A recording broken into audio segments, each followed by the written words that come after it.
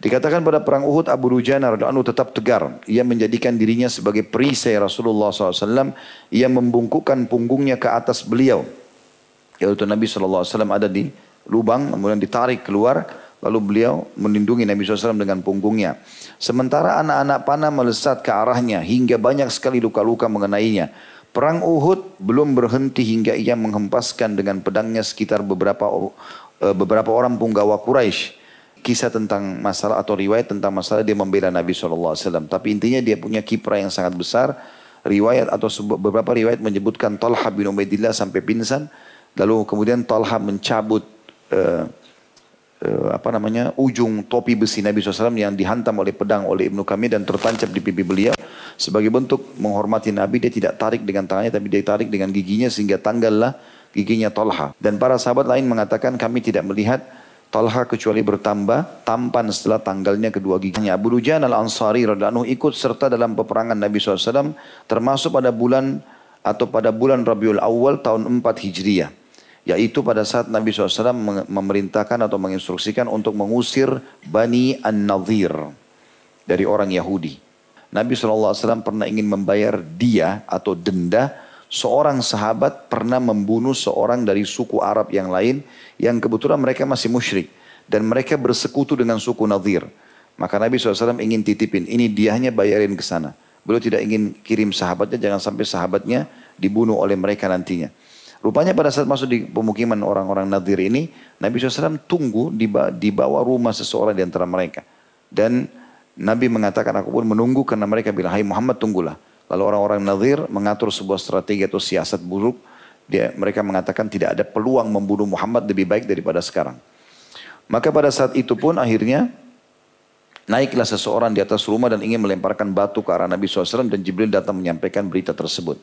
Lalu Nabi SAW pulang membentuk pasukan mengepung suku Nadhir. Ya, setelah dikepung dimintalah itu yang mau lempar batu dari atas rumah serahkan. Mereka tidak mau, dikepung sampai Allah masukkan rasa takut dalam hati mereka. Akhirnya diusirlah oleh Nabi SAW. Dikatakan dalam kisah ini, Abu Dujana al-Ansari radhiyallahu anhu ikut serta dalam seluruh peperangan Nabi SAW, termasuk pada bulan Rabiul Awal tahun 4 Hijriah, di mana Rasulullah SAW mengeluarkan instruksi agar bersiap-siap memerangi orang-orang Yahudi Bani Nadhir. Maka Abu Dujana pun ikut memerangi mereka. Orang-orang Yahudi itu bertahan di benteng-benteng mereka, lalu kaum muslimin mengepung mereka. Hati Bani Nadhir atau An-Nadhir diliputi rasa takut. Pengepungan itu terasa amat berat bagi mereka.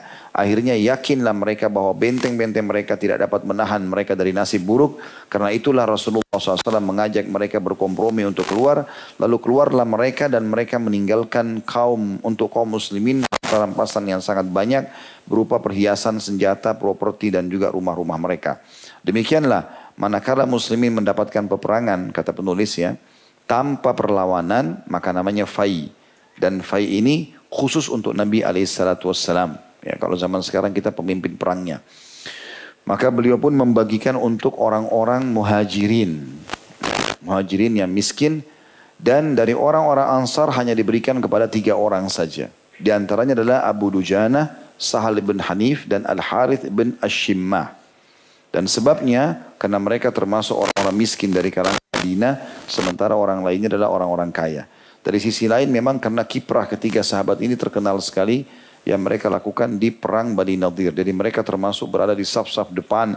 Mereka setiap disuruh Nabi SAW mengintai benteng, naik ke atas, mereka selalu lakukan. Maka gara-gara itu Nabi SAW melibatkan mereka dalam ghanimah. Begitu juga dalam perang Khaybar yang sangat masyhur, ada seorang kesatria Yahudi yang mendapat julukan Ghazal. Ghazal ini kijang ya. Karena dia postur tubuhnya yang ideal dan juga wajahnya yang tampan, lalu dia mahir dalam berperang. Maka dia keluar dari benteng, kemudian dia menantang duel umat Islam. Keluarlah seorang sahabat yang mulia yang akhirnya dibunuh oleh dia dan mati syahid di Khaybar adalah Habbab bin Mundhir radhiyallahu anhu. Tapi karena si Yahudi ini lebih mahir, maka kalahlah Habbab pada saat itu dan akhirnya terbunuh. Kemudian orang Yahudi tersebut tetap menantang untuk duel. Kemudian keluarlah seorang dari muslimin, namun sayang juga terbunuh di tangan orang Yahudi ini. Orang Yahudi tersebut tetap dengan sombongnya menunjukkan kalau dia butuh orang yang bisa mengalahkannya. Maka pada saat dia tantang yang ketiga keluarlah Abu Dujana radhiyallahu anhu, dan Abu Dujana akhirnya membunuh si Yahudi tadi. Ya, dengan tentu peperangan yang banyak dinukil dalam kisah-kisah. Abu Dujana keluar, kemudian melantunkan beberapa syair. Yahudi itu juga melantunkan syair. Kemudian mulailah Abu Dujana melawannya. Hanya dengan beberapa gerakan saja dikalahkan oleh Abu Dujana dan terbunuhlah si Yahudi tadi. Kemudian dia mengambil seluruh rampasannya, pedangnya, perisainya, kudanya, lalu dibawa kepada Nabi SAW dan dia mengatakan, aku sedekahkan di jalan Allah. Jadi dia tidak mau ambil radhiyallahu anhu, tapi dia memberikan kepada Nabi alaihissalatu wassalam. Dan karena berhasilnya Abu Dujana membunuh Ghazal tadi ini, sehingga membuat semangat muslimin untuk mengalahkan Yahudi lebih besar lagi, karena ternyata kesatria terkuat atau yang sangat kuat itu dikalahkan oleh Abu Dujana. Begitu juga dengan di perang Hunain, perang melawan suku Hawazim, Abu Dujana memainkan peran yang sangat berarti pada saat itu.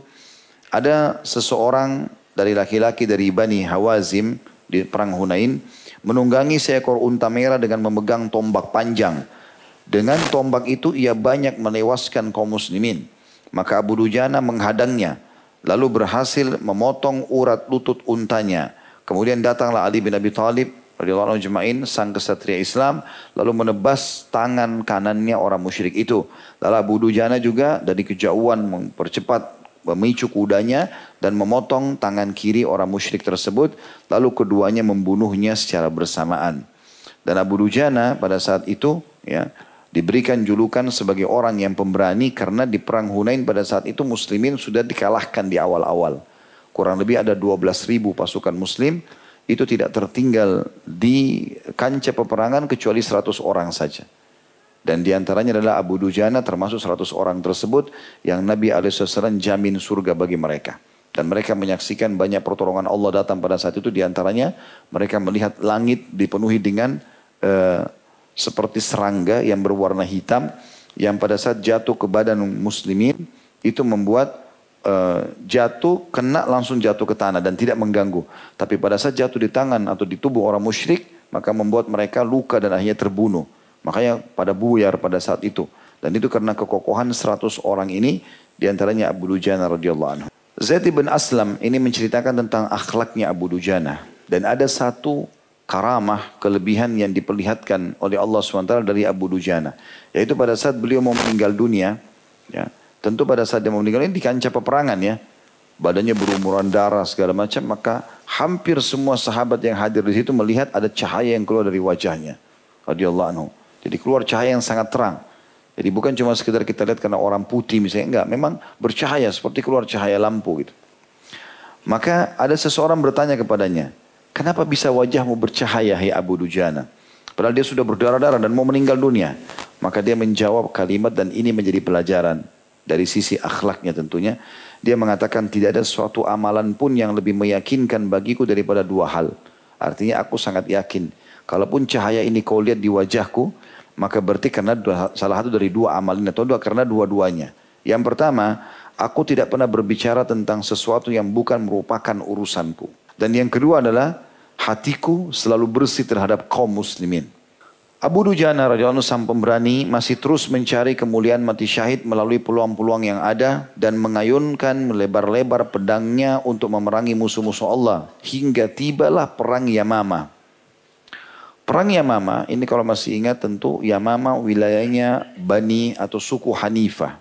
Suku Hanifah ini suku yang darinya, kepala sukunya itu sangat terkenal dengan kesolehannya sebenarnya. Tapi ada salah satu tokoh dari suku Hanifah itu yang bernama Musailamah. Dia mengaku sebagai nabi palsu. Dan karena ada hartanya, dia juga orangnya tampan. Bahkan diberikan gambaran dia mirip seperti dengan orang-orang barat. Ya. Seperti orang bule, pirang rambutnya, kulitnya putih. Dia dari turunan Arab tinggal di sana.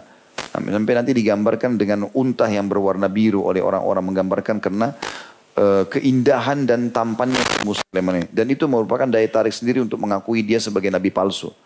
Tapi yang jelas teman-teman sekalian, di akhir hidup Nabi SAW keluar beberapa orang pendusta. Dan beliau mengatakan memang akan keluar 30 pendusta dari umatku ini. Dajjal, dan ketahuilah mereka semua mengaku sebagai nabi dan mereka dusta.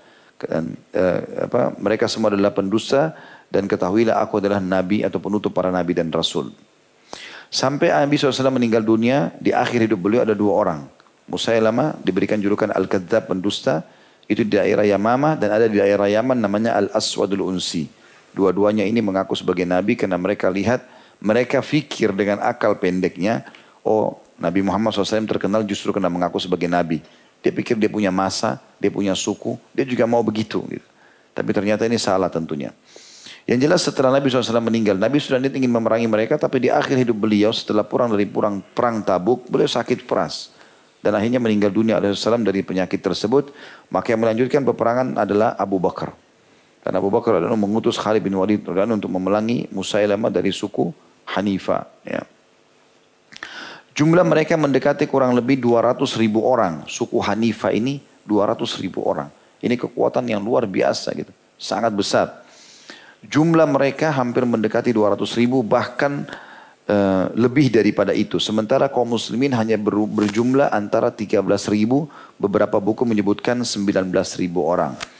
Tak kala mereka mulai bertempur, banyak orang-orang Arab Badui yang melarikan diri. Maka berkatalah kaum Muhajirin dan Ansar, sendirikan kami wahai Khalid.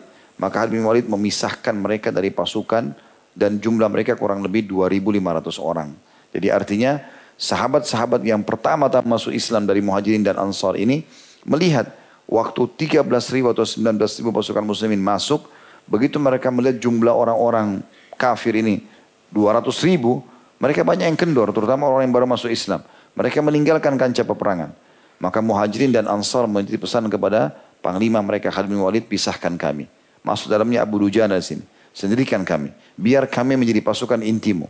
Kita menyerang saja. Yang lain lari ini nggak ada masalah. Maka Khalid bin Walid melakukan hal tersebut. Dan ini juga pelajaran penting ya.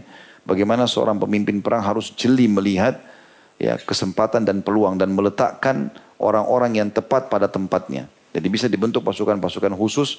Terdiri dari orang-orang yang sangat pemberani gitu ya. Kemudian mulailah Khalid bin Walid melakukan penyerangan secara khusus. Ya, dan terus saja mereka menyebarkan simbol mereka pada saat itu adalah, wahai para pemilik surah Al-Baqarah, hari ini sihir telah pudar. Ya, kalau tadi kan di Uhud, matikanlah. Kalau ini begitu. Wahai pemilik surah Al-Baqarah, maksudnya muslimin, mereka membaca surah Al-Baqarah. Sesungguhnya sihir hari ini telah pudar. Karena memang Musailamah terkenal juga sebagai seorang penyihir, gitu kan.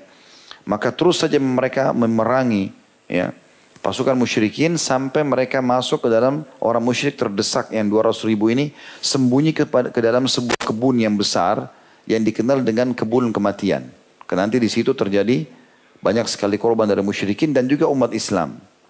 Lalu benteng kebun itu ditutup atau pintu gerbang ditutup, tidak bisa mereka masuk sama sekali. Jadi setiap orang masuk selalu dipanahin oleh orang-orang musyrik ini. Maka ada beberapa sahabat yang punya kiprah yang besar. Di antaranya dua orang ini, Abu Dujana sendiri, nanti kita jelaskan setelah saya jelaskan kisah sahabat yang kedua, yaitu Al-Bara ibn Malik radhiyallahu anhu. Terkenal dengan keberaniannya, dia kakaknya Anas ibn Malik, pembantu Nabi SAW. Dia mengatakan, sungguh benteng ini atau kebun ini kita tidak bisa tembus. Maka angkatlah aku dengan tombak-tombak kalian. Jadi tombak-tombak para sahabat disatukan semua sehingga menjadi banyak. Lalu kemudian diangkatlah Al-Bara radhiyallahu anhu di atas tombak tersebut. Lalu para sahabat mengangkat setinggi-tingginya, berusaha cari siapa yang paling tinggi, kemudian bergabung beberapa orang sahabat lalu mengangkat. Lalu Al-Bara pun radhiyallahu anhu sampai ke ujung batas tembok, lalu kemudian beliau melemparkan dirinya ke dalam. Dan dia melawan sendiri pasukan musyrikin sampai berhasil menembus pintu gerbang. Begitu dibuka, yang paling pertama masuk adalah Abu Dujana radhiyallahu anhu. Dan Abu Dujana sudah tahu pemimpin musyrikin dalam adalah Musailamah Al-Kadzdzab. Dan dia tahu, pernah lihat orangnya gitu. Maka dia pun keliling untuk mencari sementara muslimin menghadapi peperangan melawan pasukan-pasukan perang. Sampai akhirnya Abu Dujana melihat Musailamah Al-Kadzdzab berdiri di sebuah tembok ya, bersembunyi, dan dia dikatakan dalam kisah, disebutkan dalam kisah ini seperti unta yang berwarna biru ya, dan berbulu pirang gitu kan. Artinya ini jarang sekali terjadi. Ya, dia pakai baju biru, dia pakai jubah dan segala macam. Dikatakan saat itu orang itu Musailamah kata berdiri di bagian luar di dekat dinding seakan-akan ia seekor unta biru saking pirangnya. Wahsy bin Harb al-Aswad, pembunuh Hamzah di perang Uhud di zaman jahiliyah, waktu dia membunuh Hamzah, maka Dengan izin Allah SWT setelah pembebasan kota Mekah.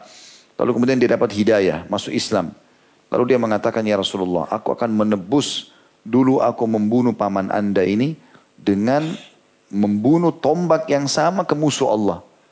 Aku tidak tahu siapa tapi aku akan melakukan itu. Dan Wahsy mendapat peluang itu pada saat bertemu dengan Musailamah al-Kadzab. Abu Dujana waktu lihat Musailamah al-Kadzab ada di dinding, dia berusaha mengejar tapi Abu Dujana pakai pedang. Dia berusaha mendekati, pas mendekati Wahsy sudah melempar tombaknya dari jauh. Dan kenalah ke musuh Allah ini. Kena di bagian titik tertentu tidak disebutkan dalam kisah seperti apa, tapi kena titik tertentu yang membuat dia melemah. Maka Abu Dujana pun datang dan menghabisi dan membunuh Musailamah al-Kadzab ini. Terus saja dia berjuang radhiyallahu anhu setelah membunuh Musailamah al-Kadzab karena jumlah mereka 200 ribuan pasukan musuh ini. Terus saja melawan sampai ada satu musuh akhirnya menebaskan pedangnya ke arah betis atau paha Abu Dujana sehingga membuatnya sobek dan keluarlah banyak darah menetes pada saat itu. Waktu dia sudah melemah baru datang seorang musyrik yang menusuknya sehingga mati syahid radhiyallahu anhu. Ya. Sammak ibn Khursyid radhiyallahu anhu atau Abu Dujana termasuk orang-orang yang pertama masuk Islam. Di awal-awal Islam walaupun kita atau saya bilang tadi belum menemukan tentang kisah dia masuk Islamnya. Ya. Dia sangat terkenal dengan syaja'anya atau keberanian yang luar biasa. Dan juga keterampilan perangnya. Dia termasuk orang yang membela Nabi SAW dengan jasadnya sendiri.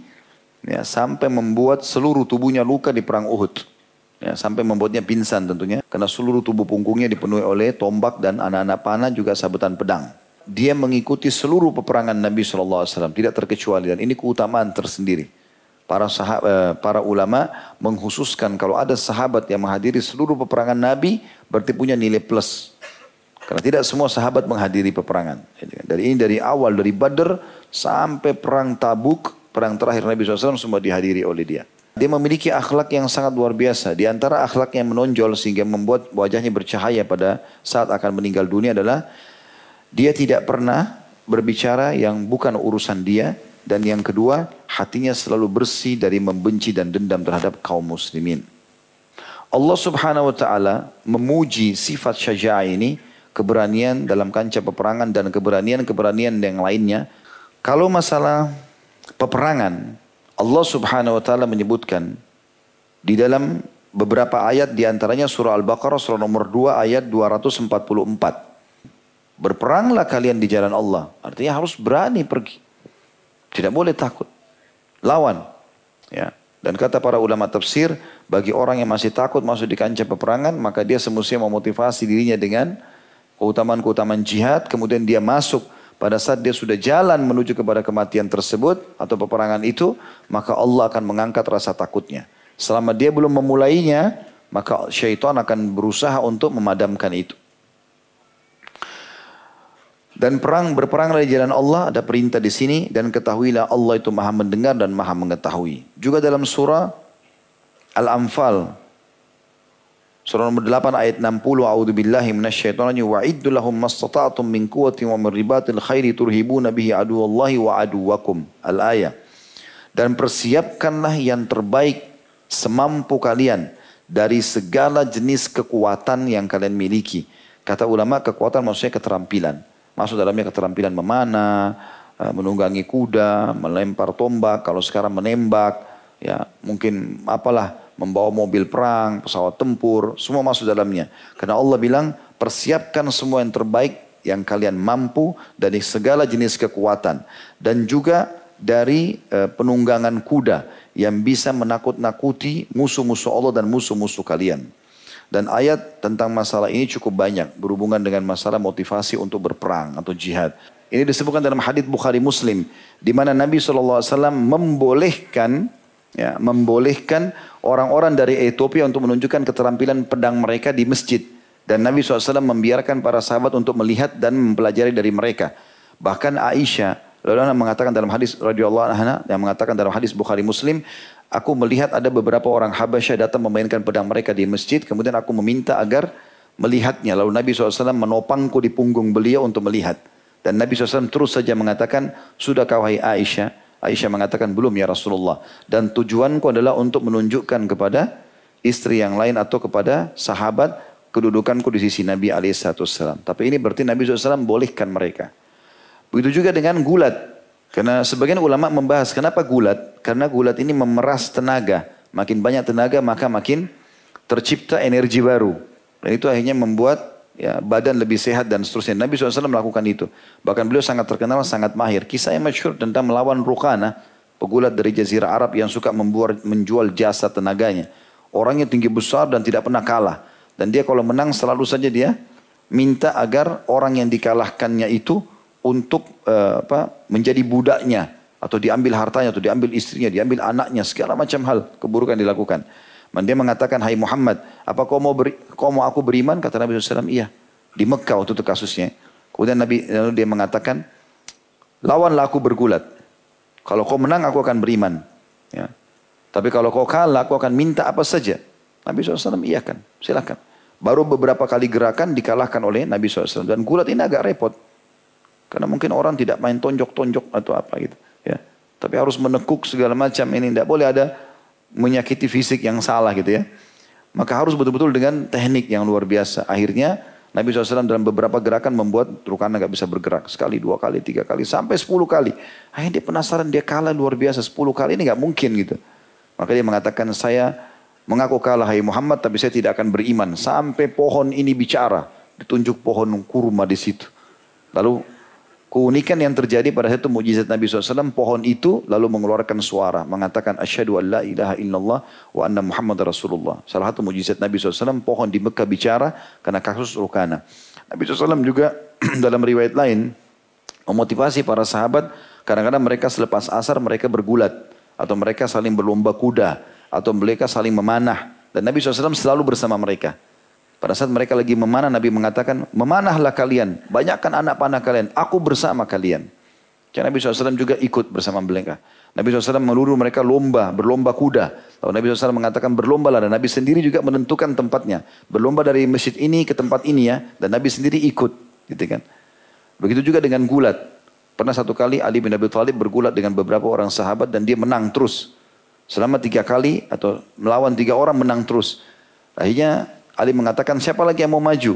Nabi SAW ingin mendidik Ali. Lalu mengatakan, hai Ali, pergilah ke belakang bukit sana. Ditunjuk bukit yang sedikit jauh dari masjid. Kau akan temukan orang yang mengalahkanmu. Lalu sahabat melanjutkan latihan gulat-gulat mereka. Ali pergi ke sana penasaran. Di sana ditemukan ada satu orang menggunakan imamah dan menutup wajahnya. Ya. Cuma kelopak mata saja yang kelihatan. Lalu memberikan isyarat pada Ali untuk masuk. Beberapa gerakan Ali kalah. 2 kali kalah, 3 kali kalah. Lalu Ali mengatakan, saya mengaku kalah. Siapa kau ini? Dibuka imamahnya, ternyata Rasulullah SAW. Karena Rasulullah ingin mendidik dia supaya jangan sampai terbawa pada kesombongan. Ya. Tapi seperti itulah. Semua ini adalah keterampilan-keterampilan yang baik. Dan ulama mengatakan semua keterampilan boleh. Seperti sekarang jenis bela diri. Yang penting jangan ada hal-hal yang aneh-aneh nih. Seperti misalnya menggunakan alam jin, ya, tenaga dalam segala macam. Ini nggak boleh tentunya. Karena Nabi SAW tidak pernah pakai tenaga dalam. Gitu kan. Ya, kalau pakai tenaga dalam orang dari jauh dilempar segala macam itu enggak ada. Nabi SAW suruh pakai pedang lawan. Pakai keterampilan yang benar gitu. Abu Dujana tadi khusus membela Nabi SAW dengan tubuhnya gitu kan. Sampai luka-luka dan sampai pingsan. Itu juga termasuk keutamaan tersendiri. Di antara riwayat adalah hadis Bukhari. Pernah Umar bin Khattab berkata, ya Rasulullah, la anta ahabbu ilayya min kulli syai' illa min nafsi. Wahai Rasulullah, aku mencintai anda dari segala sesuatunya, kecuali diriku sendiri. Maksudnya aku lebih cinta diriku daripada anda. Faqala lahu Nabi SAW, maka Nabi SAW bersabda kepada Umar, la walladhi nafsi biyadi, hatta akuna ahabba ilaika min nafsik. Tidak mungkin, hai Umar. Demi zat yang jiwaku dalam genggamannya, sampai, kalau kau mau dikatakan beriman, sampai kau mencintai aku lebih dari dirimu sendiri. Baru bisa kau sampai pada tingkat derajat iman. Artinya biar kita enggak suka tapi Nabi suruh kita lakukan. Seperti itulah. Faqala Umar, maka Umar berkata, fa innahul an.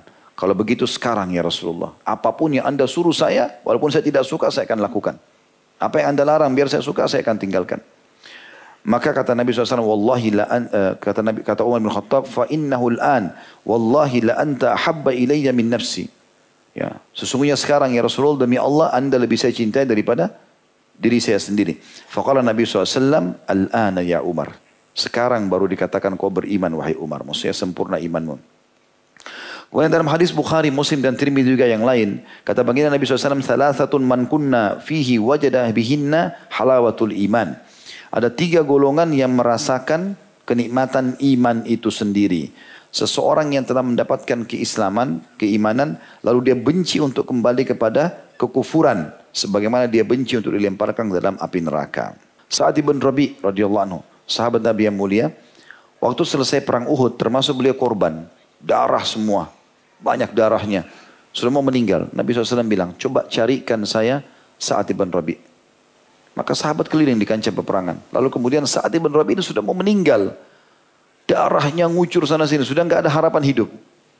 Zaman sekarang pun mungkin sudah tidak ada harapan hidup. Apalagi zaman dulu belum ada tim medis kayak kita sekarang. Maka lewatlah sahabat yang mengatakan, wahai Sa'ad, Rasulullah SAW menanyakan kepadamu.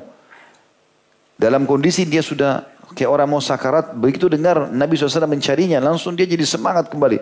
Lalu dia mengatakan, sampaikan salamku kepada Nabi SAW. Dan sampaikan kepada kaumku bahwasanya mereka tidak punya udzur untuk meninggalkan Nabi SAW. Ya, dan sampaikan kepada beliau bahwasanya semoga Allah membalas beliau dengan sebaik-baiknya, sebagaimana Allah membalas para nabi-nabi atau hamba-hambanya pilihan. Dan sampaikan salamku kepada Nabi SAW kalau aku pun sudah mencium bau surga. Lalu meninggal radhiyallahu anhu. Dan dalam kondisi mau meninggal pun masih sangat mencintai Nabi SAW. Tentu teman-teman, keutamaan jihad dan mati syahid sudah sering kita baca ya. Tapi saya reviewkan kembali karena memang tokoh kita ini adalah seorang mujahid, kesatria perang. Dan juga beliau yang akhirnya ditutup oleh Allah SWT dengan mati syahid. Dan sebagian ulama mengatakan subhanallah, orang kalau sudah terbiasa ikut berperang, maka Allah akan nanti karuniakan dia mati syahid itu. Kecuali yang Allah pilih. Ada orang baru ikut langsung mati syahid, itu kuasa Allah SWT. Tapi umumnya Allah uji dia. Beberapa tahun dia ikut berjihad baru kemudian dia mati syahid. Seperti kasus tokoh kita Abu Dujana dengan pemberaninya luar biasa.